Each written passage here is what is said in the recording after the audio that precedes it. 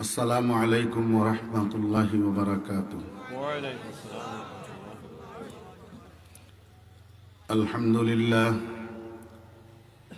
الحمد لله نحمده ونستعينه ونستغفره ونؤمن به ونتوكل عليه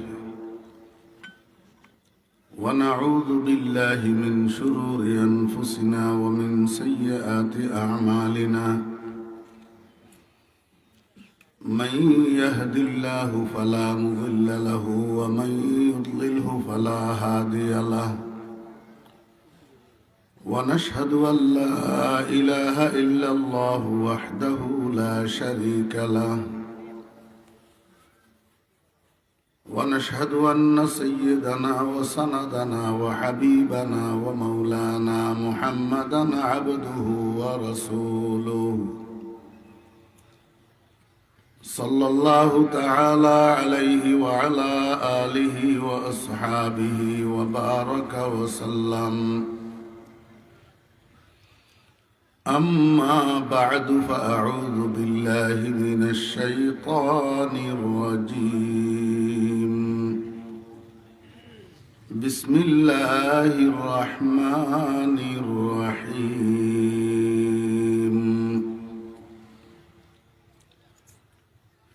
يا أيها الذين آمنوا اتقوا الله وكونوا مع الصادقين. صدق الله مولانا العظيم.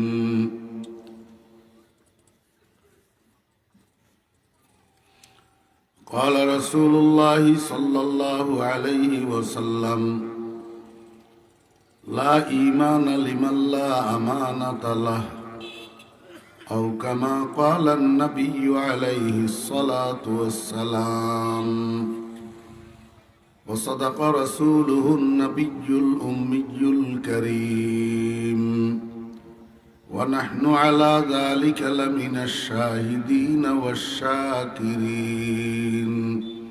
ربنا تقبل منا إنك أنت السميع العليم.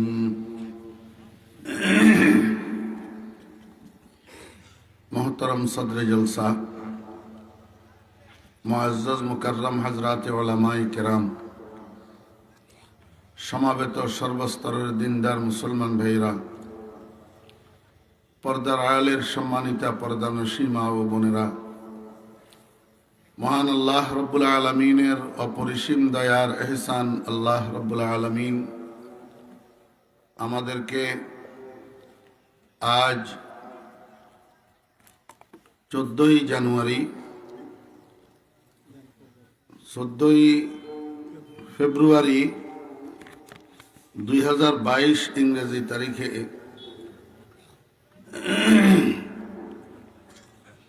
সিলেটের বিয়ানীবাজার থানার অন্তর্গত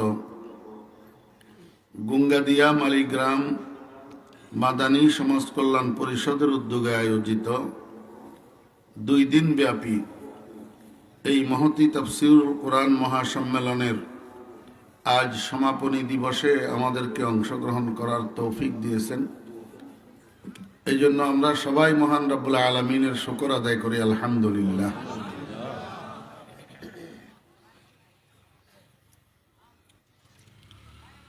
গত কিছুদিন থেকে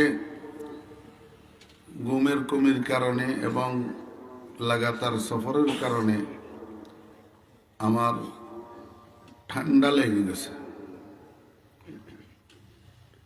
ঠান্ডা লেগে কণ্ঠস্বর একটু বসে গেছে, মোটা হয়ে গেছে। উপরন্ত বয়সও তো আগের থেকে কিছু বেশি হয়েছে না, 62 শুরু হয়েছে, 61 শেষ। বুড়া হয়েছি না, এখন আর আগের মতো শক্তিও নাই, জানেও মানে না। আমি এই জন্য বলি, মেহরবানি করি আপনারা আমাকে আর দাওয়াত দিবেন না। আর আমার বাড়ি আপনাদের এখান থেকে অনেক দূরে, ফেনী, জানে মানে না। প্রায় 20-22 বছর সিলেটে বয়ান করতেছি। আগে তো অনেক আসতাম, এখন আপনারা আমার নাম শুনেননি, খুব কম আসি না, দাওয়াত নি না। এখানে মাওলানা আখতার সাহেব আমাদের ছোট ভাই, ওনার বেশি এসরারের কারণে আসা হয়েছে। অল্প সামান্য কিছু কথাবার্তা আপনাদের সামনে পেশ করার আশাবাদী। ওয়ামা তৌফিক ইল্লা বিল্লাহ। আমাকে আজকে যে আলোচ্য বিষয় দেয়া হয়েছে, এই আলোচ্য বিষয়ের মধ্যে আমি দুইটা জিনিস পাইছি। এই একটু আগে বরেগি বাজারের মাওলানা আবু তৈয়ব সব দেখাইছে আমাকে এই লিফলেটটা, তখন আলোচ্য বিষয়টা দেখছি, এর আগে জানি না। একটা জিনিস হলো সত্যবাদিতা, আর একটা জিনিস হলো আমানতদারি। দুটা জিনিসই একজন মুসলমানের ইসলামী জীবন যাপনের জন্য অত্যন্ত গুরুত্বপূর্ণ জিনিস। সত্য এটা সমস্ত ইবাদতের চাবিকাঠি। একটা মানুষ নিজে নিজে যদি পরিকল্পনা করে, প্রতিজ্ঞা করে যে আমি আর মিথ্যা বলবো না, তাহলে এই মানুষটার দ্বারায় আর কোনো গুনাহ হবে না। আসলে এই জন্যই হুজুর পাক সাল্লাল্লাহু আলাইহি ওয়াসাল্লাম বলছেন, as-sidqu yunji, সত্য মানুষকে মুক্তি দেয়, ওয়াল কিযবু ইউহলিক, মিথ্যা মানুষকে ধ্বংস করে। তো সত্য মানুষকে মুক্তি দেয় মানে প্রথমত গুনার থেকে মুক্তি দেয়। যে মানুষ সত্য বলার প্রতিজ্ঞা করে, এই মানুষ গুনাহ করতে পারে না, কারণ এর মনের মধ্যে একটা ভয় থাকে, কেউ যদি জিজ্ঞেস করে কি উত্তর দেব, আমি তো মিথ্যা বলবো না। আল্লাহু আকবার। যে আয়াতটা আমি আপনাদের সামনে তেলাওয়াত করছি, এই আয়াতের মধ্যে আল্লাহ সুবহানাহু ওয়া তাআলা ইরশাদ করেন, ইয়া আইয়ুহাল্লাযীনা আমানুত্তাকুল্লাহ, হে ঈমানদারগণ তোমরা আল্লাহকে ভয় করো, আল্লাহকে ভয় করো। ওয়া কুনু মা'আস সাদিকিন, এবং তোমরা সত্যবাদীদের সাথে থাকো, সত্যবাদীদের সঙ্গী হও। এখানে সত্যবাদী বলে আল্লাহ পাক রব্বুল আলামিন কাদেরকে বুঝাইলেন, এটা আয়াতের অবতীর্ণ হওয়ার ক্ষেত্রটা না বুঝলে বোঝা যাবে না। ঘটনা হলো, একদিন রাসূল আকরাম সাল্লাল্লাহু আলাইহি ওয়াসাল্লাম ঘোষণা করলেন সাহাবীদের মধ্যে যে তোমরা আগামীকাল এই সময় সবাই এখানে আসবা, সমাবেত হইবা, আমরা তাবুকের যুদ্ধে যাব। তো পরের দিন ওই সময় সাহাবাই কেরাম রিদওয়ানুল্লাহি তাআলা আলাইহিম আজমাইন সবাই সেখানে সমাবেত হয়েছেন। সবাইকে লইয়া রাসূল আকরাম সাল্লাল্লাহু আলাইহি ওয়াসাল্লাম তাবুকের দিকে রওনা হইয়া গেছেন। ময়দানে তাবুক পর্যন্ত পৌঁছে গেছেন, কিন্তু সেখানে যাইয়া সংবাদ পাইলেন যে কাফেররা মুসলমানদের ভয়ে ভাগিয়া পালাইছে, এরা যুদ্ধ করবে না ঘোষণা দিয়ে দিছে। তো রাসূল আকরাম সাল্লাল্লাহু আলাইহি ওয়াসাল্লাম সেখানে 3 দিন সাহাবায়ে কেরামকে লইয়া অবস্থান করি আবার ফেরত মদিনা শরীফ আসি গেছে। রওনা দেওয়ার পরে রাসূল আকরাম সাল্লাল্লাহু আলাইহি ওয়াসাল্লাম জানতে পারলেন যে মদিনার কিছু মানুষ, এরা রাসূল আকরাম সাল্লাল্লাহু আলাইহি ওয়াসাল্লামের সাথী হয় নাই, তাবুকের যুদ্ধের উদ্দেশ্যে নবীজির সাথে রওনা হয় নাই, আসে নাই। তো হুজুর পাক সাল্লাল্লাহু আলাইহি ওয়াসাল্লাম মদিনায় পৌঁছার পর যারা যুদ্ধে যায় নাই এদেরকে ডেকে পাঠাইছেন, ডাকিয়া নিয়ে এসছেন, মসজিদে নববীর মধ্যে বসছেন। দেখা গেল এর মধ্যে কিছু মুনাফেকও আছে আর কিছু খাঁটি সাহাবিও আছেন। খাঁটি সাহাবিদের মধ্যে তিনজন, হযরতে কাব ইবনে মালিক রাদিয়াল্লাহু আনহু, মুরারা ইবনে রবি রাদিয়াল্লাহু আনহু, আরেকজন হেলাল ইবনে উমাইয়া রাদিয়াল্লাহু আনহু। মাশাআল্লাহ, একেবারে মুরব্বী বয়স্ক সাহাবী হযরতে হেলাল ইবনে উমাইয়া রাদিয়াল্লাহু আনহু। এই তিনজনও আছেন। ইনারা তিনজন কিন্তু মুখলিস সাহাবী, বাকি কয়েকজন মুনাফিকও আছে। তো রাসূলুল্লাহ সাল্লাল্লাহু আলাইহি ওয়াসাল্লাম একদিক থেকে জিজ্ঞাসা করা শুরু করছেন, তুমি কেন গেলা না? তো সেই লোকটাই বলে, হুজুর কেমনে যাব? যেই টাইমে আপনার সাথে রওনা দিব ঠিক ওই সময় আমার ছেলেটা কূপের মধ্যে পড়ে গেছে। এখন বুঝেন তো হুজুর, সন্তানের মায়া, ছেলেটাকে কূপের থেকে উদ্ধার না করি আমি কিভাবে যাই? উদ্ধার করতে করতে খবর পেলাম আপনি আপনার সঙ্গীদেরকে নিয়ে চলে গেছেন, এই জন্য আর আমার যাওয়া হয় নাই। রাসূল আকরাম সাল্লাল্লাহু আলাইহি ওয়াসাল্লাম ওযরটা গ্রহণ করছেন যে তোমার এটা গ্রহণযোগ্য ওযর, ওযরে মাকুল। ছেলে কূপের মধ্যে পড়ে গেছে, ছেলেকে উদ্ধার না করি তুমি রওনা দিবা কেমনে? তোমাকে ক্ষমা করা হলো। আরেকজনকে জিজ্ঞেস করলেন, তুমি কেন গেলা না? এই লোক বলে, হুজুর কিভাবে যাব? যখন আপনি রওনা দিবেন ঠিক সেই মুহূর্তে আমার ঘরের মধ্যে আগুন লাগি গেছে। এখন ঘরের আগুন নিবাইতে নিবাইতে খবর পাইলাম আপনি চলে গেছেন, আর আমার যাওয়া হইল না। রাসূল আকরাম সাল্লাল্লাহু আলাইহি ওয়াসাল্লাম বলেন, তোমার এটাও গ্রহণযোগ্য কারণ, এটাও ওযরে মাকুল, ফলে তোমাকেও ক্ষমা করা হইল। বস্তুত এই মানুষগুলা কিন্তু খাঁটি ইমানদার না, এগুলা মুনাফিক। এগুলা রাসূল আকরাম সাল্লাল্লাহু আলাইহি ওয়াসাল্লামের সাথে কি বলতেছে? মিথ্যা বলতেছে। কি বলতেছে? মিথ্যা বলতেছে। তাহলে এই মানুষগুলা সত্যবাদী না মিথ্যাবাদী? এখন এই মিথ্যা বলার কারণে প্রথমে বাহ্যিকভাবে দেখা গেল যে তারা নিষ্কৃতি পাইয়া গেছে, বাঁচি গেছে, কিন্তু আসলে শেষ পর্যন্ত বাঁচবে? বাঁচবে না। আমার ভাইয়েরা, রাসূল আকরাম সাল্লাল্লাহু আলাইহি ওয়াসাল্লাম হযরতে কাব ইবনে মালিক রাদিয়াল্লাহু আনহুকে জিজ্ঞেস করলেন, কাব তুমি কেন গেলা না? কাব ইবনে মালিক রাদিয়াল্লাহু আনহু বলেন, ইয়া রাসূলুল্লাহ, বুখারী শরীফ 2য় খণ্ডের মধ্যে হাদিস এসেছে, কাব ইবনে মালিক রাদিয়াল্লাহু আনহু বর্ণনা করেন, আমার মনে মনে চাইছিল আমিও একটু মিথ্যা বলি, তাদের মতো বাঁচি যাই। হঠাৎ আমার মনের মধ্যে খেয়াল আসলো, কিরে কার সামনে মিথ্যা বলবো? যার সাথে আলেমুল গায়বের সাথে সেকেন্ডে সেকেন্ডে যোগাযোগ। আমি এখন মিথ্যা বলে মুক্তি পাইয়া যাব, নিষ্কৃতি পাইয়া যাব, কিন্তু কিছুক্ষণ পরেই তো ধরা খাইয়া যাব। দরকার নাই, যা হবে হবে, মিথ্যা বলবো না, সত্য বলবো।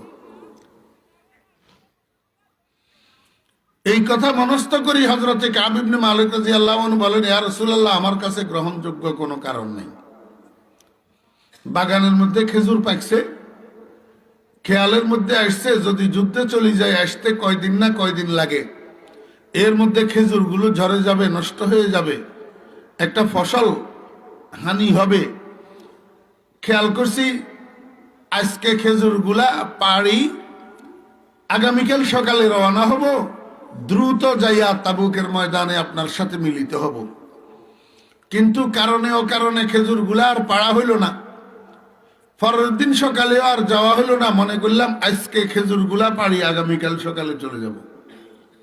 এইভাবে করতে করতে 3টা দিন অতিবাহিত হইয়া গেল, আর আপনি মদিনায় ফেরত আসলেন। এই ছাড়া আর আমার কাছে কোনো গ্রহণযোগ্য কোনো কারণ নেই। রাসূল আকরাম সাল্লাল্লাহু আলাইহি ওয়াসাল্লাম কিচ্ছু বললেন না। হ্যাঁ না গ্রহণযোগ্য অগ্রাহ্য কোনো কিছু না বলি হযরতে মুরারা ইবনে রবি রাদিয়াল্লাহু আনহুকে জিজ্ঞেস করলেন। মুরারা ইবনে রবি রাদিয়াল্লাহু আনহু বলেন, ইয়া রাসূলুল্লাহ, আমার কথাও কাব ইবনে মালিকের মতো, এইরকম আমার কাছেও গ্রহণযোগ্য কোনো কারণ নেই। রাসূল আকরাম সাল্লাল্লাহু আলাইহি ওয়াসাল্লাম কিচ্ছু বললেন না। হযরতে হেলাল ইবনে উমাইয়া রাদিয়াল্লাহু আনহুকে জিজ্ঞেস করলেন। হেলাল ইবনে উমাইয়া রাদিয়াল্লাহু আনহু বলেন, ইয়া রাসূলুল্লাহ, ইনাদের দুইজনের যেই কথা আমারও সেই কথা, আমারও এরকম গ্রহণযোগ্য কোনো কারণ নেই। আল্লাহর হাবিব জনাব রাসূলুল্লাহ সাল্লাল্লাহু আলাইহি ওয়াসাল্লাম সঙ্গে সঙ্গে সাহাবায়ে কেরামকে উদ্দেশ্য করে বললেন, আমার সাহাবীরা, যতক্ষণ পর্যন্ত এই তিনজনের সম্পর্কে আসমান থেকে কোনো ফয়সালা না আসে ততক্ষণ পর্যন্ত এই তিনজনের জন্য আমি সোশ্যাল বাইকাট ঘোষণা করলাম। তোমরা কেউ এদের তিনজনের সাথে কথা বলবে না, এদেরকে কেউ সালাম দিবে না, এদের সালামের কেউ উত্তর দিবে না, এদের সাথে কোনো লেনদেন করবে না। বাইকাট। বাইকাটটা কার? রাসূল আকরাম সাল্লাল্লাহু আলাইহি ওয়াসাল্লাম মুহূর্তের মধ্যে নবীজির এই বাইকাটের ঘোষণা গোটা মদিনা শরীফের মধ্যে ছড়াইয়া পড়ছে মুহূর্তের মধ্যে। আমার ভাইয়েরা, দোস্ত আহবাব, হযরতে হেলাল ইবনে উমাইয়া রাদিয়াল্লাহু আনহুর বিবি আসি রাসূল আকরাম সাল্লাল্লাহু আলাইহি ওয়াসাল্লামকে বলেন, ইয়া রাসূলুল্লাহ, আমার স্বামী হেলাল ইবনে উমাইয়া বুড়া মানুষ, উনার ব্যক্তিগত কিছু এমন খেদমত আছে যেগুলো আমি ছাড়া অন্য কেউ করতে পারে না। আমি উনার সাথে কোনো কথাবার্তা বলবো না, কোনো আলাপ করব না, আপনার বাইকাট মানব, তবে নীরবে কথাবার্তা ছাড়া উনার যে ব্যক্তিগত খেদমতগুলা আমি এই পর্যন্ত করিয়ে এসেছি সেই খেদমতগুলা করার জন্য বুড়া মানুষ হিসাবে আমি আপনার কাছে অনুমতি চাই। রাসূল আকরাম সাল্লাল্লাহু আলাইহি ওয়াসাল্লাম বললেন, ঠিক আছে, তুমি যেভাবে চাইতেছো এইভাবে অনুমতি দেওয়া গেল। মসজিদের থেকে বাইর হওয়ার পরে হযরতে কাব ইবনে মালিক রাদিয়াল্লাহু আনহু গেছে ঘরে। আমার ভাইয়েরা, দোস্ত আহবাব, মনোযোগ আসেনি? আল্লাহু আকবার। একটা মহিলা, দেখেন আল্লাহ আল্লাহ রাসূলের মহব্বত অন্তরে কি রকম। হযরতে কাব ইবনে মালিক রাদিয়াল্লাহু আনহু ঘরে গেছেন, বিবি সামনে পড়ছে। কাব ইবনে মালিক রাদিয়াল্লাহু আনহু কয়, আসসালামু আলাইকুম ওয়া রাহমাতুল্লাহ। এই দিক থেকে বিবিকে সালাম দিছে, বিবি সালামের উত্তর না দিয়া ওই দিকে ঘুরে গেছে। হযরতে কাব ইবনে মালিক রাদিয়াল্লাহু আনহু ওই দিকে যাইয়া আবার কয়, আসসালামু আলাইকুম ওয়া রাহমাতুল্লাহ। বিবি আবার সালামের উত্তর না দিয়া ওই দিকে ঘুরে গেছে। কাব ইবনে মালিক রাদিয়াল্লাহু আনহু আবার ওই দিক দিয়া যাইয়া কয়, আসসালামু আলাইকুম ওয়া রাহমাতুল্লাহ। বিবি এই তৃতীয়বারের সময় আবারও সালামের উত্তর না দিয়া উল্টা দিকে ঘুরে গেছে। কাব ইবনে মালিক রাদিয়াল্লাহু আনহুর রাগ এসে গেছে। রাগান্বিত স্বরে বিবিকে সম্বোধন করে বলে, বিবি, তুমি মনে হয় ভুলে গেছো আমার সাথে তোমার আকদের সম্পর্ক আছে, নেকাহের সম্পর্ক আছে। তুমি আমার বিবাহিতা স্ত্রী, আমি তোমার মোহর আদায় করে তোমাকে ঘরে উঠেছি। তোমার সাথে আমার দীর্ঘদিনের ভালোবাসার একটা সম্পর্ক আছে, মহব্বতের সম্পর্ক। এই সবগুলা জিনিস তুমি ভুলে গেলা কিনা? 3 বার তোমাকে সালাম দিলাম, একবারও তুমি আমার সালামের উত্তর দিলা না, বরং সালামের উত্তর না দিয়া উল্টা দিকে ঘুরে গেলা। কারণটা কি আমি একটু জানতে চাই। কাব ইবনে মালিক রাদিয়াল্লাহু আনহুর স্ত্রী কয়, কাব, আপনার সব কথা ঠিক আছে, আমি আপনার বিবাহিতা স্ত্রী, আপনার সাথে আমার নেকাহের সম্পর্ক আছে, আপনি আমাকে মোহর আদায় করে গড়ে উঠাইছেন, আপনার সাথে আমার দীর্ঘদিনের মহব্বতের সম্পর্ক আছে। কিন্তু আমি একটা কথা আপনাকে দ্ব্যর্থহীন কণ্ঠে জানাইয়া দিতে চাই, আপনার সাথে আপনাদের সাথে মুহাম্মদুর রাসূলুল্লাহ সাল্লাল্লাহু আলাইহি ওয়াসাল্লাম বাইকাট ঘোষণা করেছেন। আপনাদের সাথে লেনদেন, কথাবার্তা, সালাম, সালামের উত্তর সবকিছু নবীজি নিষেধ করেছেন। আপনার মতো হাজার স্বামী বিসর্জন দেয়া যায়, কিন্তু মুহাম্মদুর রাসূলুল্লাহ সাল্লাল্লাহু আলাইহি ওয়াসাল্লামের হুকুম অমান্য করা যায় না।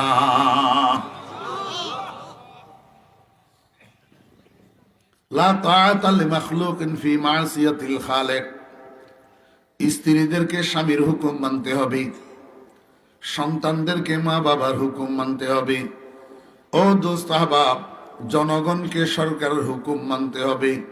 তিনটা কথা ঠিক আছে, কিন্তু কতক্ষণ পর্যন্ত? যতক্ষণ পর্যন্ত এই জিনিসগুলা আল্লাহ পাকের হুকুমের দায়রাভুক্ত হয়। আল্লাহ পাকের হুকুমের দায়রার বাহিরে যদি হয়, তো আল্লাহর হুকুম ছাড়া কারো হুকুম মানার সুযোগ না। কারো হুকুম মানার সুযোগ। আল্লাহু আকবার। ও আমার মা বোনেরা, একটা মহিলা কাব ইবনে মালিক রাদিয়াল্লাহু আনহুর স্ত্রী, একজন মহিলা স্বামীকে কি শুনাইলো, কি উত্তর দিল, একটু দেখেন, একটু শুনেন। এখান থেকে আমাদের শিকার কোনো বিষয় আছে কিনা। আমার ভাইরা, দোস্ত আহবাবেরা, দিন যাইতেছে, রাত আসতেছে, রাত যাইতেছে, দিন আসতেছে, আর এইভাবে চলতেছে বাইকাট। এই তিনজন মানুষের সাথে মদিনার কোনো মানুষ কথা কয় না, কোনো লেনদেন করে না, কেউ সালাম দেয় না, আর কাউকে সালাম দিলে সালামের উত্তর দেয় না। হযরতে কাব ইবনে মালিক রাদিয়াল্লাহু আনহু বলেন, আল্লাহর দুনিয়া, আল্লাহর জমিন এত প্রশস্ত হওয়া সত্ত্বেও আমার কাছে মনে হয় যেন আমার জন্য দুনিয়াটা সংকীর্ণ হয়ে গেছে। আমার মনে হয় কোথাও আমার জন্য যাওয়ার জায়গা নাই। বিপদে পড়ে গেছে। বুখারী শরীফ দ্বিতীয় খণ্ডের মধ্যে হাদিসটা আসছে, লম্বা হাদিস। কাব ইবনে মালিক রাদিয়াল্লাহু আনহু বলেন, একবার তো আমার মনের মধ্যে এরকম খেয়াল আসছিল, আমি পাহাড়ের উপর থেকে নিজেকে ফেলি দিই, আত্মহত্যা করি। যেই জমিনে মুহাম্মদুর রাসূলুল্লাহ সাল্লাল্লাহু আলাইহি ওয়াসাল্লাম আমার সাথে কথা বলে না, সেই জমিনে আমার আর থাকি লাভ কি? আল্লাহু আকবার। আমার ভাইয়েরা, দোস্ত আহবাব, ইনারা তিনজন সত্যবাদী ছিলেন না মিথ্যাবাদী ছিলেন? কি ছিলেন? সত্যবাদী ছিলেন। দেখা যায় সত্যবাদীর উপরে বিপদ, আর মিথ্যাবাদীরা অনায়াসে আল্লাহু আকবার দেশে দেশে ঘুরে বেড়াইতেছে। তাদের কোনো সংকোচন নাই, তাদের কোনো সংকীর্ণতা নাই। তাদের সাথে সবাই কথা বলে, সবাই লেনদেন করে, সবাই সালাম দেয়, সালামের উত্তর দেয়। কিন্তু বিপদে পড়ে গেলেন সত্যবাদীরা সত্য কথা বলার কারণে। অথচ এটা হলো প্রাথমিক স্টেপ, এটা হলো বাহ্যিক স্টেপ। আজকের দুনিয়াতে যেখানে সেখানে মুসলমান মার খাইতেছে, মুসলমান লাঞ্ছিত হইতেছে, মুসলমান বঞ্চিত হইতেছে, মুসলমান জলিল ও খার হইতেছে। মনে হইতেছে ইমানদার যারা দুর্বল ইমানদার, তাদের মনের মধ্যে আসে, কিরে, মুসলমান যদি সঠিক হয়, মুসলমানের আল্লাহ যদি সঠিক হয়, মুসলমানের ধর্ম যদি সঠিক হয়, তাহলে মুসলমান কেন শুধু মার খায়? कहर तो ये है कि काफिर को मिले हूर कसूर, कहर तो ये है कि काफिर को मिले हूर कसूर, और बेचारे मुसलमान से फकत वादे हूर। সত্য বলার কারণে বিপদে পড়ে গেছে। কতদিন? একটা মাস। একটা কাব ইবনে মালিক রাদিয়াল্লাহু আনহু হাদিস শরীফের মধ্যে বলেন, শেষ পর্যন্ত আমি আত্মহত্যা থেকে বেঁচে গেলাম, জীবন ধারণ করার উসিলা পাইলাম, প্রাণে বেঁচে গেলাম। এটার উসিলা কি তোমরা জানো নি? উসিলা হইল, আমি যখন নামাজ পড়ার জন্য মসজিদে নববীতে ঢুকতাম, তো কাতারের এক পাশে দাঁড়াইতাম, দাঁড়াই নবীজির দিকে এমনি করি একটু দেখতাম, নবীজির দিকে আমি যখন তাকাইতাম, তা আল্লাহর হাবিব জনাব রাসূলুল্লাহ সাল্লাল্লাহু আলাইহি ওয়াসাল্লাম চোখের কোনা দিয়ে আমার দিকে তাকাইতো, আমি মসজিদে আসলাম কি না আসলাম। অদোস্ত, আমি আসলে মরেই যাইতাম, আমার জীবন ধারণ করার উপকরণ হয়ে গেছে মুহাম্মদুর রাসূলুল্লাহ সাল্লাল্লাহু আলাইহি ওয়াসাল্লামের রহমতের নজরের চোখের কোণায় আমার দিকে তাকানো। আমি মনকে বুঝাইলাম, ও মন, নবীজি তোকে যদি মহব্বত না করতো তো তোকে পাহারা দেয় কেন? তুই মসজিদে আসছিস না না আসছিস এটা চোখের কোণা দিয়ে দেখে কেন? আল্লাহু আকবার। আমার ভাইরা, দোস্ত, আহবাব, হযরতে কাব ইবনে মালিক রাদিয়াল্লাহু আনহু বলেন, একটা মাস পর্যন্ত আমার কাছে খানা ভালো লাগে না, ঘুম ভালো লাগে না, গোসল ভালো লাগে না, কোনো জায়গায় বসতে ভালো লাগে না, দাঁড়াইতে ভালো লাগে না, শুইতে ভালো লাগে না। দুনিয়ার জীবনটা আমার জন্য যেন জাহান্নামে পরিণত হয়ে গেছে। বরদাস্ত করা যায় না, সহ্য করা যায় না। এরকম সময়ের মধ্যে আল্লাহু আকবার, একদিন আমি একটা দেওয়ালের উপরে বসে রয়েছি, দেওয়ালের উপরে একা একা নির্জন বসে রয়েছি। আল্লাহু আকবার, মদিনার একটা মানুষ আমার দিকে দৌড়াই দৌড়াই আসতেছে। আমার দিল বলতেছে নিশ্চয় কোনো সুসংবাদ আছে, মানুষ এটা আমার দিকে এরকম দৌড়াইয়া আসে কেন? আল্লাহু আকবার। যখন সে আমার কাছে এসছে, কাছে আসি কয়, ও কাব ইবনে মালিক, আল্লাহর হাবিব জনাবে মুহাম্মদুর রাসূলুল্লাহ সাল্লাল্লাহু আলাইহি ওয়াসাল্লাম তোমাকে ডাকতেছে। আমি বুঝতে পারছি আমার পেরেশানির সূর্য বুঝি ডুবতে বসেছে, আমার আনন্দের চন্দ্র বুঝি উদয় হইতে বসছে। নিশ্চয় আমার জন্য কোন সুসংবাদ আছে। ও দোস্ত আহবাব, কি সুসংবাদ? একটু আগে জিবরাইল আলাইহিস সালাম আয়েশা মুহাম্মদুর রাসূলুল্লাহ সাল্লাল্লাহু আলাইহি ওয়াসাল্লামের উপরে কোরআনে কারীমের আয়াতগুলা অবতীর্ণ করে গেছেন। লাকাত তাবাল্লাহু আলান নাবিয়্যি ওয়াল মুহাজিরিনা ওয়াল আনসার আল্লাযীনা তাবাউহু ফি সাআতিল উসরা মিন বা'দি মা কাদা ইয়াযীগু কুলুবু ফারীকিম মিনহুম সুম্মা তাবা আলাইহিম ইন্নাহু বিহিম রাউফুর রহিম ওয়া আলা সালাসাতিল্লাযীনা খুল্লিফু হাত্তা ইযা যাকাত আলাইহিমুল আরদু বিমা রাহুবাত ওয়া যাকাত আলাইহিম আনফুসুহুম ওয়া যান্নু আল্লা মালজা মিনাল্লাহি ইল্লা ইলাইহি সুম্মা তাবা আলাইহিম লিয়াতুবু ইন্নাল্লাহা হুয়াত তাওয়াবুর রহিম। ইয়া আইয়ুহাল্লাযীনা আমানুত্তাকুল্লাহ ওয়া কুনু মা'আস সাদিকিন।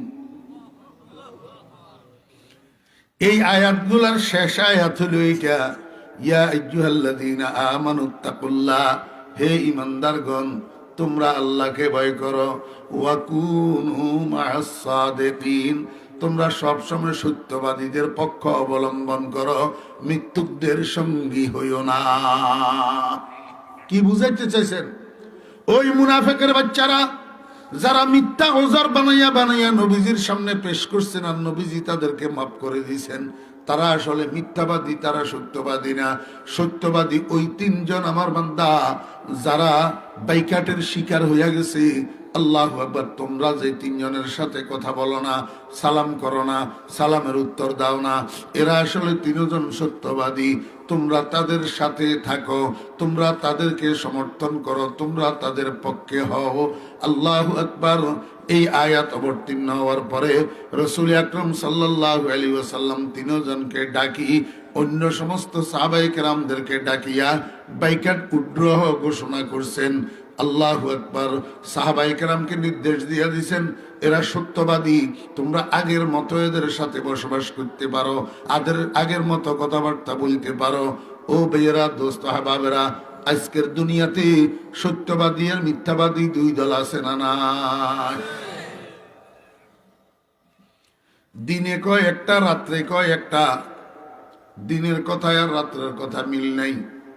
ও ভাইয়েরা, দোস্ত, আহবাব, মুখে বলে একটা, দিলের মধ্যে আরেকটা, বলে একটা, করে আরেকটা। বলার সাথে করার মিল নাই। উপরে দি বলে আমরা শান্তিকামী, ভিতরে ভিতরে দুনিয়ার সন্ত্রাস সব তারাই করে। এই মিথ্যাবাদীর দল, এই মিথ্যাবাদীর দল। কিন্তু দুঃখের বিষয় হলো নামাজি, রোজদারি, টুপিওয়ালা, দাড়িওয়ালা, সুন্নতওয়ালা আমার কিছু দিনদার মুসলমান ভাইয়েরা ভোট যখন আসে তখন সত্যবাদীদের মার্কায় ভোটটা দে না, এই মিথ্যাবাদীদের দলকে ভোট দিয়া দে, মিথ্যাবাদীদের দলীয় প্রতীকে ভোট দিয়া দে। এই জন্য আল্লাহ কয় ইয়া আইয়ুহাল্লাযীনা আমানুত্তাকুল্লাহ ওয়া কুনু মা'আস সাদিকিন।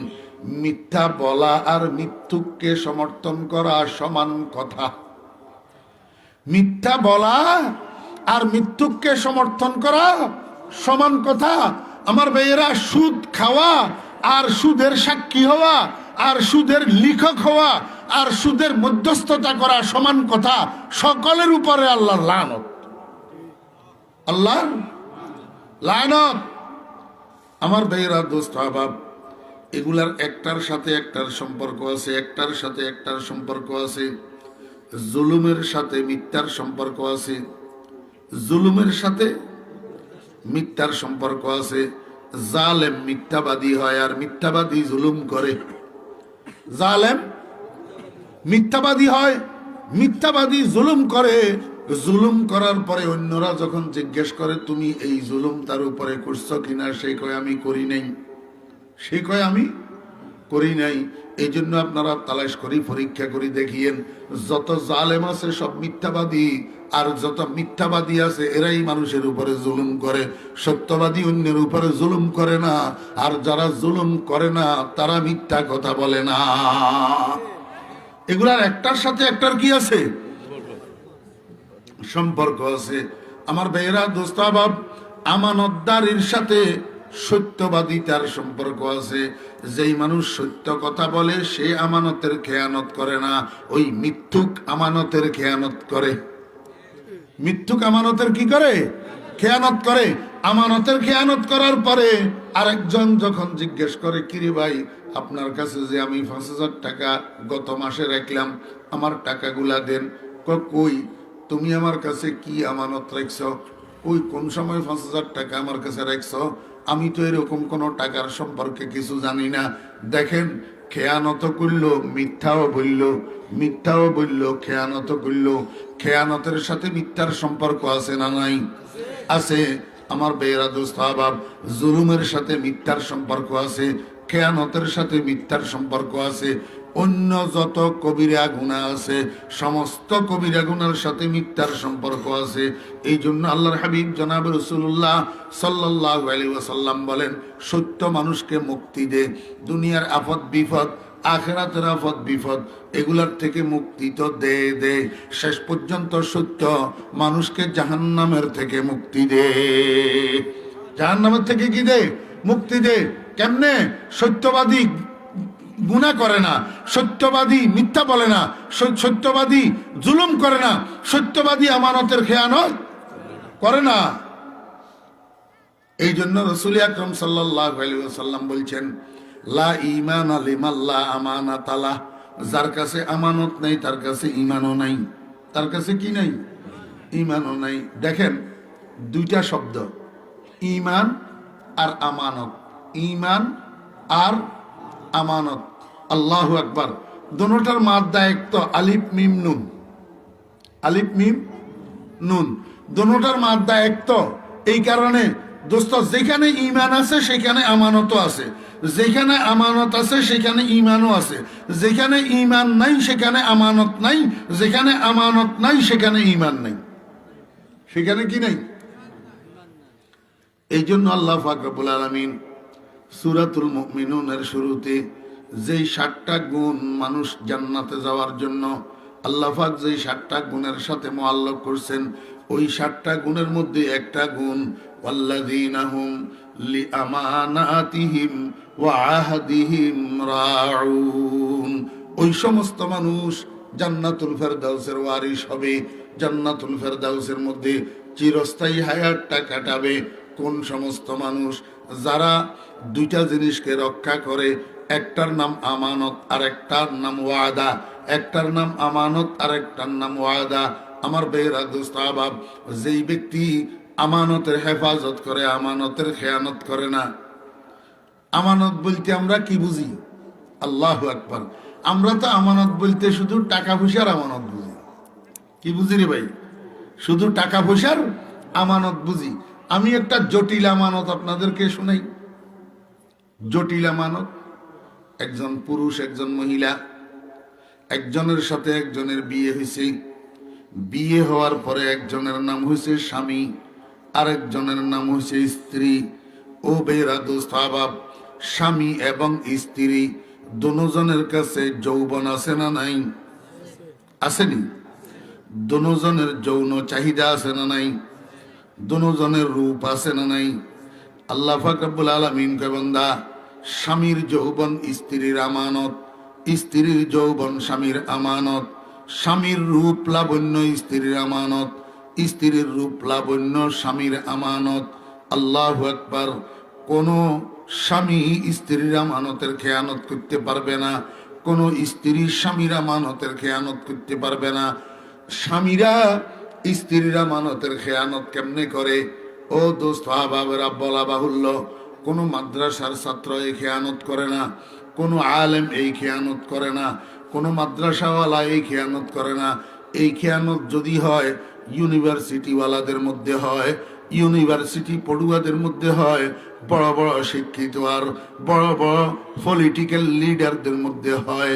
ঘরের মধ্যে সুন্দরী স্ত্রী রাখি, আল্লাহু আকবার, নাইট ক্লাবে রাত্রি যাপন করা, হোটেলে রাত্রি যাপন করা, 5 স্টার হোটেলে রাত্রি যাপন করা, ফরের মেয়ে, সুন্দরী নারী, চিত্রনায়িকা, ইন্টারন্যাশনাল সিঙ্গার, ইন্টারন্যাশনাল ডান্সার, এগুলার পিছনে লক্ষ লক্ষ টাকা উড়াইয়া এগুলা লইয়া নিজের ঘরের বাহিরে নিজের স্ত্রী বাদ দিয়া অন্যের সাথে ফষ্টি নষ্টি করা এদের কাজ। এদের কাজ তো অদুস্থ আমার ভাইয়েরা, দুস্থ ভাবে একজন মানুষ যদি নিজের স্ত্রীর দিকে যৌনতার নজরে না তাকাইয়া ভিন্ন কোনো মহিলার দিকে যৌনতার নজরে তাকায়, ভিন্ন কোনো মহিলার সাথে যদি রাত্রি যাপন করে, তাহলে লোকটা কি করলো? স্ত্রীর আমানতের খেয়ানত করলো। স্ত্রীর আমানতের খেয়ানত করলো। ও বেরা দোস্ত আবাব, যেই পুরুষ স্ত্রীর আমানতের খেয়ানত করে, মনে রাখিয়েন সেই পুরুষের স্ত্রীও স্বামীর আমানতের খেয়ানত করে। কারণ আল খবিসাতু লিল খবিসিনা ওয়াল খবিসুনা লিল খবিসাত, আত তাইয়্যিবাতু লিত তাইয়্যিবিনা ওয়াত তাইয়্যিবুনা লিত তাইয়্যিবাত। আল্লাহর কোরআন বিধান রচনা করে দিয়েছেন, বিধান, আল্লাহর কোরআন বিধান রচনা করে দিয়েছেন। হে আমার বান্দারা, চারিত্রিকভাবে অপবিত্র স্বামীর জন্য অপবিত্র স্ত্রী, আর অপবিত্র স্ত্রীর জন্য অপবিত্র স্বামী, পবিত্র স্বামীর জন্য পবিত্র স্ত্রী, পবিত্র স্ত্রীর জন্য পবিত্র স্বামী। ওরে মুহাম্মদুর রাসূলুল্লাহ সাল্লাল্লাহু আলাইহি ওয়াসাল্লামের মতো পাক দামন স্বামীর জন্য আয়েশা সিদ্দিকা রাদিয়াল্লাহু আনহার মতো পাক দামন স্ত্রী, পাক দামন স্ত্রী, আর পরিমণির মতো চরিত্রহীনার জন্য ওই পরিমণির স্বামীর মতো স্বামী। সতী নারীর স্বামী বাইরে ফষ্টি নষ্টি করতে পারে না, আর সৎ স্বামীর স্ত্রী ভিন্ন পুরুষের সাথে ফষ্টি নষ্টি করতে পারে না। কারণ খেয়ানত করনেওয়ালা স্বামীর জন্য খেয়ানত করনেওয়ালি স্ত্রী পড়ে, খেয়ানত করনেওয়ালি স্ত্রীর জন্য খেয়ানত করনেওয়ালা স্বামী পড়ে। এই চরিত্র, এটা আমানত। তো এটা কি আমানত? স্বামীর যৌবন স্ত্রীর জন্য আমানত, স্ত্রীর যৌবন স্বামীর জন্য আমানত। সুপুরুষ যারা, সত্যবাদী পুরুষ যারা, আমানতদার পুরুষ যারা, এরা কখনো নিজের স্ত্রী ছাড়া অন্যের দিকে কোন নজরে তাকাবে না। ঠিক তেমনি ভাবে সতী নারী যারা, চরিত্রবান নারী যারা, এরা কোন সময় নিজের রূপ, নিজের যৌবন, নিজের লাবণ্য নিজের স্বামী ছাড়া অন্যের সামনে উন্মুক্ত করবে না। আমানত। আমার ভাইয়েরা, দোস্ত আহবাব, আরেকটা আমানতের কথা বললে শেষ।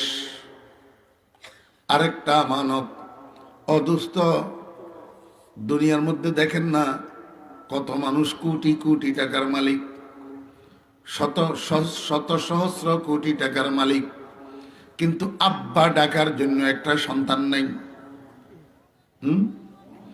ঢাকা শহরে যাইয়া দেখেন না কত শিল্পপতি, কোটিপতি, ইন্ডাস্ট্রিয়াল, কিন্তু আব্বা ডাকার জন্য একটা সন্তান নাই নাই। আল্লাহ কয় বান্দা থাকবো কোথার থেকে? এটা তো আমার দেওয়া নেয়ামত, আমি যাকে চাই তাকে দিই। ইয়াহাবু লিমান ইয়াশাউ ইনাসা ওয়া ইয়াহাবু লিমান ইয়াশাউ যুকুর আও ইউযাব্বিজুহুম যুকরানা ওয়া ইনাসা ওয়া ইয়াজআলু আও ইউযাব্বিজুহুম যুকরানা ওয়া ইনাসা ওয়া ইয়াজআলু মান ইয়াশাউ আকীমা। আল্লাহ পাক রব্বুল আলামিন বলেন, আমি যারে চাই শুধু মেয়ে কতগুলা দিয়া রাখি, 7টা মেয়ে একটা ছেলে নাই। আর যাকে চাই 7টা ছেলে দিয়া রাখি, একটা মেয়ে নাই। আর যাকে চাই মিক্স করিয়া দিই, 3টা ছেলে 4টা মেয়ে, 4টা ছেলে 3টা মেয়ে মিক্স করিয়া দিই। আর যাকে আমার মন চায়, স্বামী স্ত্রী দুজনের বয়স 70 বছর আর 80 বছর হয়ে গেছে, বাপ ডাকার জন্য একটা সন্তান তাদেরকে আমি দেই না। ঠিক না ঠিক বলেন? ও দোস্ত, এই সন্তানগুলা আল্লাহ পাক যাকে যা দিয়েছেন, ছেলে বা মেয়ে, এই সন্তানগুলা মা বাবার কাছে আমানত। মা বাবার কাছে কি আমানত? আমার মুরব্বিয়ানে কেরাম, আল্লাহু আকবার, গুঙ্গা দিয়াবাসী, আপনারে আল্লাহ পাক 5টা ছেলে যে দিছে, এই ছেলেগুলা আপনি মনে করেন আপনার ছেলে। আপনার ছেলে, কথা তো ঠিক, আপনার ছেলে, কিন্তু মনে রাখবেন আপনার ছেলে যে এইটা ছাড়া তাদের আরো পরিচয় আছে। সেটা কি? এই ছেলেগুলার যেমনি ভাবে পরিচয় আপনার ছেলে, তেমনি ভাবে তাদের আরেকটা পরিচয়, এরা মুহাম্মদুর রাসূলুল্লাহ সাল্লাল্লাহু আলাইহি ওয়াসাল্লামের উম্মত। ঠিক আছে না আমার ভাইরা? দোস্ত বাপ, আল্লাহর হাবিব জনাব রাসূলুল্লাহ সাল্লাল্লাহু আলাইহি ওয়াসাল্লাম ইরশাদ করেছেন, আলা কুল্লুকুম রাঈন ওয়া কুল্লুকুম মাসউলুন আন রাইয়াতিহি আও কামা ক্বালা নবী আলাইহিস সালাতু ওয়াস সালাম। একটা রাখাল সকাল বেলায় যখন মাঠে যায়, ছাগল নিয়া, বেড়া নিয়া, দুম্বা নিয়া, তো মালিকে গণনা করি দে, আল্লাহু আকবার, 100টা ছাগল, 100টা বেড়া, 100টা দুম্বা। আবার বিকেল বেলায় যখন ফেরত আসে, মালিক গণনা করি বুঝিনে, 100টা ছাগল, 100টা বেড়া, 100টা দুম্বা, একটা যদি কোনোটা কম থাকে, রাখালের জিজ্ঞেস করে, কিরে বেটা তুই কই আসিলি? আমার ছাগল একটা গেল কই? ওরে কিয়ামতের ময়দানে আল্লাহ পাকের আদালতে সমস্ত আব্বাদেরকে আল্লাহর হাবিব জনাবে মুহাম্মদুর রাসূলুল্লাহ সাল্লাল্লাহু আলাইহি ওয়াসাল্লাম কাঠগড়ায় দাঁড় করাইয়া জিজ্ঞেস করবে, ও আমার উম্মত, তোমার ঘরে আল্লাহ পাক রব্বুল আলামিন আমার আরো 5টা উম্মত পাঠাইছিল, তোমাকে নাগরান বানাইয়া, তোমাকে সুপারভাইজার বানাইয়া, তোমাকে আল্লাহু আকবার ইন্সপেক্টর বানাইয়া, তোমাকে নাগরান বানাইয়া, আমার 5টা উম্মত যে আল্লাহ পাক রব্বুল আলামিন তোমার ঘরে পাঠাইলো, আমার 5টা উম্মতকে তুমি বাপ, তুমি অভিভাবক হইয়া সবগুলাকে ইহুদি খ্রিস্টানের ছাত্র বানাইয়া দিলা, একটা ছেলেকে আমি মদিনার কামলিওয়ালার ছাত্র কেন বানাইলা না? সবগুলাকে ইহুদি খ্রিস্টানের অনুসারী বানাইলা। ও বাপ, তোর পোলা এইভাবে চুলের এমনি করে ঘুরাই, নিচের দিকের গুলা কাটিয়া উপরের তুবা একটা বানাই রাখে, তুবা।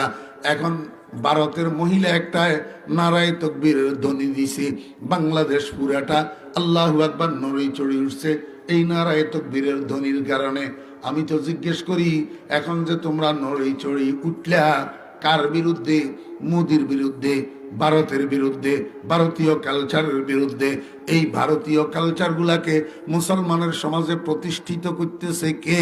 তোরা মুসলমানের সন্তানেরা। না হলে হিন্দুর মতো চুল কাটস কেন? হিন্দুর মতো বিয়ের গায়ে হলুদের অনুষ্ঠান করস কেন? হিন্দুদের দুর্গা পূজায় যাস কেন?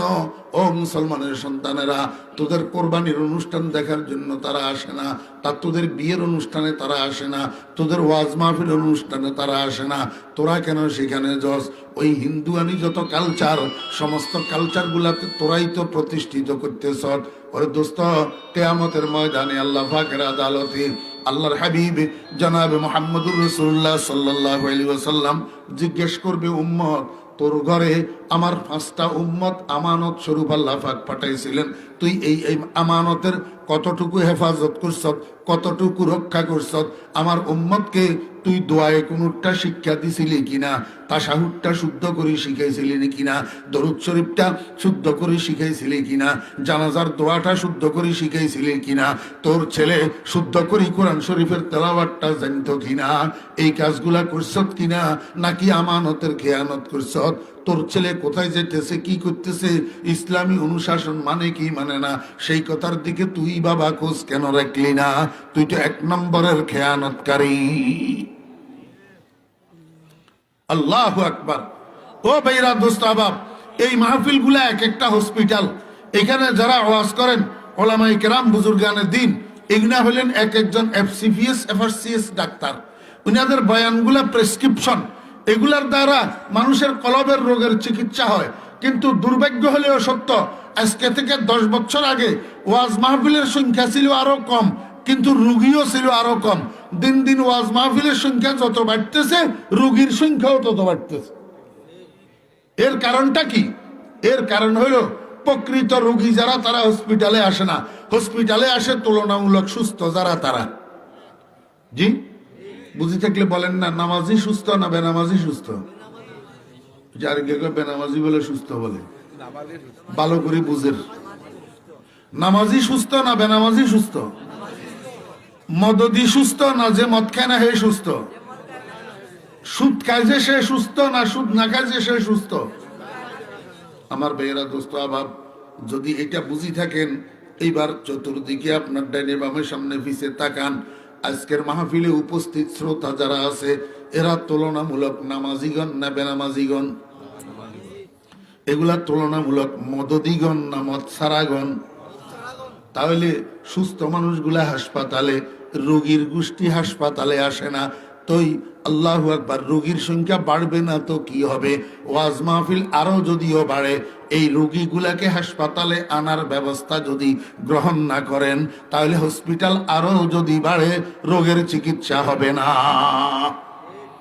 আপনাদের পরিবারের মধ্যে কোনো একটা মানুষ যদি অসুস্থ হয়, নিজে নিজে যদি হসপিটালে যেতে না পারে, তাহলে অন্যরা, অভিভাবকেরা, আত্মীয় স্বজনেরা তাকে হসপিটালে নিয়ে যায়। কিন্তু এই বেলায় আসলে, কলবের চিকিৎসার বেলায় আসলে, আল্লাহু আকবার, মদের চিকিৎসা, জুয়ার চিকিৎসা, সুদের চিকিৎসা, নামাজ না পড়ার চিকিৎসা, মিথ্যা বলার চিকিৎসা, খেয়ানত করার চিকিৎসা, এই চিকিৎসাগুলা যেই হাসপাতালে হয়, এই হাসপাতালে এই রোগীগুলাকে আনার কেউ উদ্যোগ নেয় না। বাপেও বলে না ওয়াজের মাহফিলে চল, বড় ভাইও বলে না বাবারে ওয়াজ মাহফিলে চল, চাচাইও বলে না, জ্যাঠাইও বলে না, কেউ বলে না, কেউ তাদেরকে হসপিটালে আনার উদ্যোগ গ্রহণ করে না। এই কারণেই তো দিন দিন রোগীর সংখ্যা বাড়তে আছে। আমার বেরা দোস্ত আবাব, উম্মতের দরদ অন্তরের মধ্যে নিয়ে আজকে থেকে প্রতিজ্ঞা করেন, যার যার ফ্যামিলিতে এরকম রোগী আছে, যার যার বাড়িতে এরকম রোগী আছে, তাদেরকে মায়া করি, মহব্বত করি, তাদেরকে সহযোগিতা করি, দয়া করি। প্রয়োজনে নাস্তা খাওয়াইয়া, প্রয়োজনে হাওলাত দিয়া এদেরকে ওয়াজ মাহফিলে আনার ব্যবস্থা করবেন, এদেরকে মসজিদের সাথে লাগাইয়া দেওয়ার ব্যবস্থা করবেন। তো দেখবেন ইনশাল্লাহ রোগী আর রোগী থাকবে না, চিকিৎসা হইয়া যাবে। তবে কড়াকড়ি করবেন না। কড়াকড়ির দ্বারায় মানুষ হেদায়েত হয় না। কড়াকড়ির দ্বারায় দূরে সরে, কাছে আসে না। যা কিছু করবেন মায়া মহব্বতের সাথে করবেন, দয়া এহসানের সাথে করবেন। দয়া এহসান মায়া মহব্বতের দ্বারা মানুষকে বশীভূত বানানো যায়, কড়াকড়ির দ্বারায় বশীভূত বানানো যায় না। আল্লাহ পাক আমাদেরকে তৌফিক দান করেন।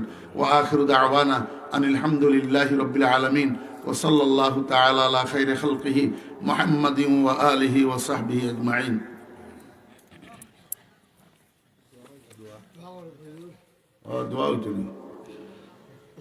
আলহামদুলিল্লাহি রাব্বিল আলামিন ওয়াস সালাতু ওয়াস সালামু আলা আশরাফিল আমবিয়াই ওয়াল মুরসালিন। রব্বানা যালামনা আনফুসানা ওয়া ইল্লাম তাগফির লানা ওয়া তারহামনা লানাকুনান্না মিনাল খাসিরিন।